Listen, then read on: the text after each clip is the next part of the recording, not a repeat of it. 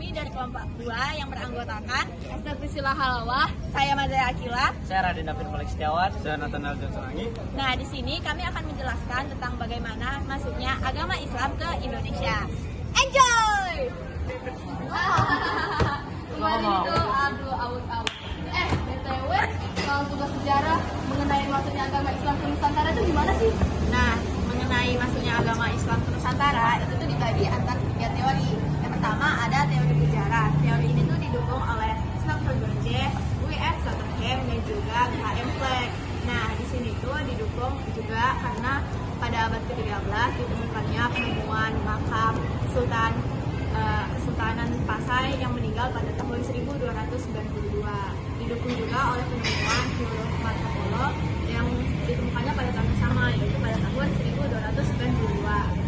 Nah, yang kedua itu ada teori makam yang didukung oleh Buya Hamka dan juga Yusuf Anwar. Nah, teori ini itu ditemukannya pada abad ke-7. Nah, bukti lainnya itu juga ditemukannya pemukiman warga tahun 674 di Baros, tepatnya di pantai sebelah barat Sumatera. Bukti lainnya juga ditemukannya pemakaman wanita muslim yang bernama Fatimah binti Maimun di Gresik, Jawa Timur. Nah, teori yang terakhir itu adalah teori Persia. Teori ini didukung oleh Hussein Jajantika.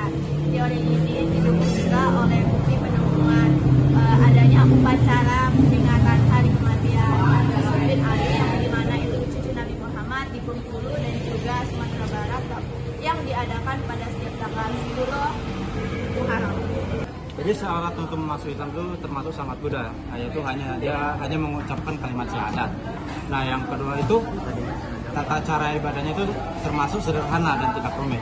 Lalu yang ketiga, sistem juga di agama Islam itu tidak seperti di agama Hindu, seperti menggunakan sistem kasta. Lalu jalur yang pertama yaitu perdagangan, di mana pada abad ke-7 sampai abad ke-16 para pedagang di Nusantara dan juga pedagang asing dari Gujarat dan juga Timur Tengah saling bertemu dan saling bertukar pengaruh. Nah, disitulah terjadi penyebaran agama Islam. Lalu yang kedua ada perkawinan, di mana para pedagang dan juga para masyarakat Nusantara di situ saling kawin dan anak-anak mereka itu akan menganut agama Islam karena itu sistemnya. Nah, yang ketiga itu dalam pendidikan kan.